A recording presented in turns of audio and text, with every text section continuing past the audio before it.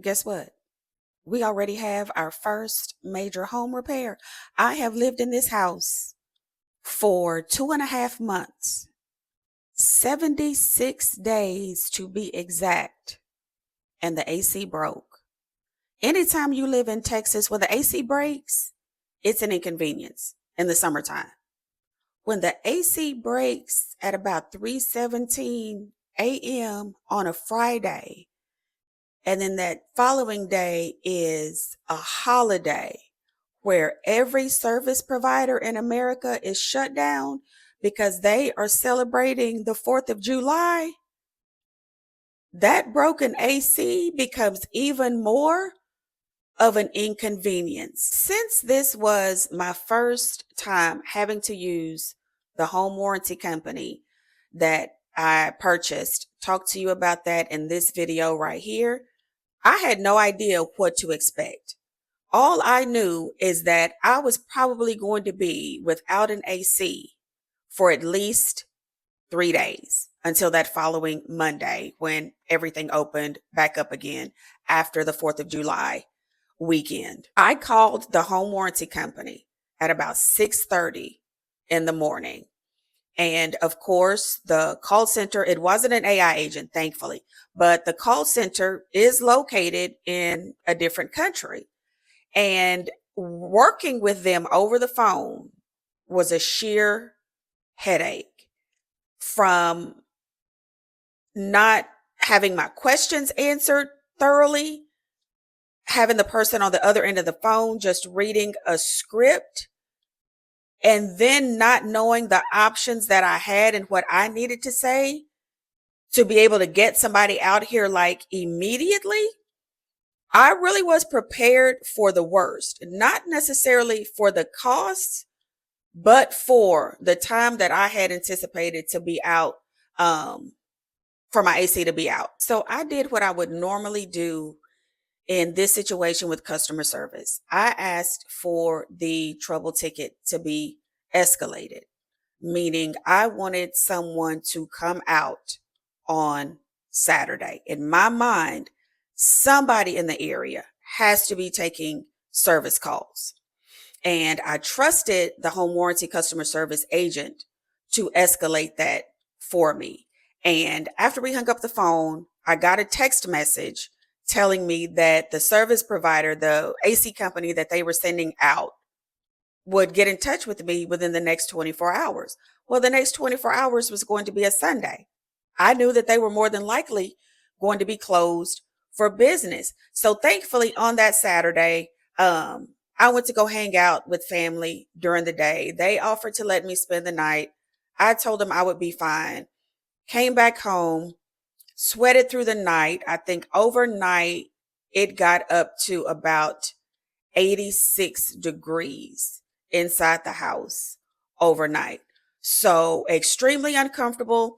I had a fan, a little box fan on, but again, extremely uncomfortable here in this summer Texas heat. So that Saturday, I had contacted another company that was not affiliated with my home warranty company. And that person answered the phone and was super nice and told me that they couldn't get someone to come out until that Sunday because they were like an hour and a half away. And so I told them, I was like, I'm just so grateful that you answered the phone. If I can't get the home warranty company to send somebody out, I will call you back to see what your availability is.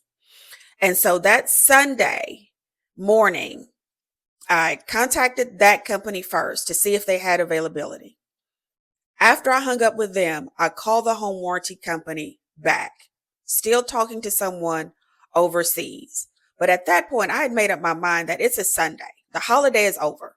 It's a Sunday. True enough, it's not a business day, but typically there is somebody on call for AC companies in Texas because our ACs are going to break and it's an emergency, right? Like nobody wants to be in the house with the temperature as hot inside as it is outside. And so I asked the customer service rep, do you work with more than just one company? Or Is the only company that you work with the one that you have scheduled to come out on Monday? Because when I got on the phone with this second agent on Sunday, what I learned is that the agent that I had spoken to first thing Saturday morning had not escalated the ticket. So that agent explained to me that they do have more than one company that they work with. And so at that point, I asked the agent, can you go through the list and can you call everybody? Can you give somebody an opportunity to answer the phone and ask them if they will come out immediately? The customer service agent said, yes, ma'am, I can do that. Do you mind holding? I prefer to hold. So after a couple of minutes, he came back on the line, told me he had gotten in touch with someone and that the company would be out within an hour. I'm elated. I'm happy. Like, that's all I want, is for somebody to come out and look at it immediately. So now the next thing that I'm hoping is that when the technician gets here, whatever part he needs is in the back of the van. Whatever part that he needs, I am hoping that it does not need to be ordered, that it is not on back order, that it ain't hung up with tariffs. I am hoping that whatever is wrong, it can be fixed immediately and on the spot. And thankfully, that was the case. As soon as the technician started walking toward the outside unit, he automatically knew what was wrong based on what he was not hearing. He wasn't hearing like the fan going. And so he was like, I'm pretty sure I know what this is. I think it's the capacitor. I have one of those. If that's the case, you'll be up and running within the next 15 minutes. The man knew his stuff, went out to the truck, got the capacitor, put it on. In less than 5 minutes, the AC is blowing cold air and life is about to resume. Okay, let's talk about how much this cost and what I learned from going through this process. My home warranty company has a flat service fee, no matter what the issue is. And that service fee is $175. That's all I have to pay.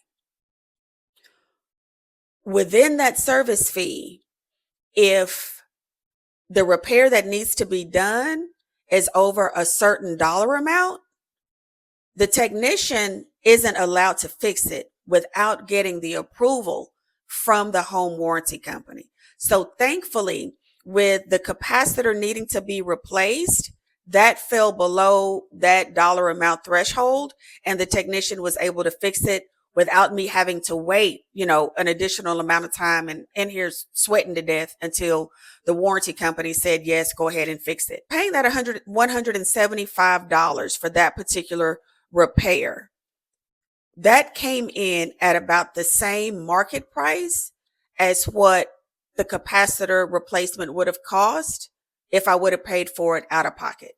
It could have ranged anywhere from, I'm going to say, $150 up to $350. And the other person that I had called that wasn't affiliated with the home warranty company, he was going to charge me $100 just to come out and do the diagnostic.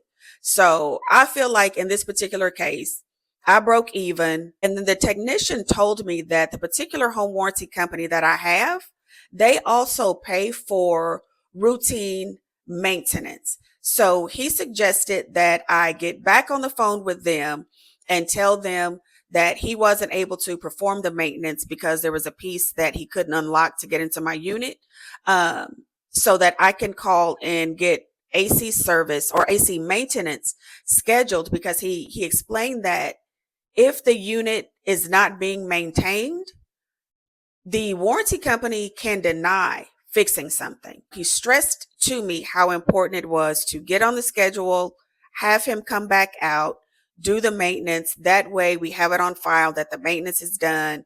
And he also told me that I can request for him to come back, that I don't have to, roll the dice and take a gamble on somebody else coming back and them not showing up, them not being trustworthy and as knowledgeable as he was.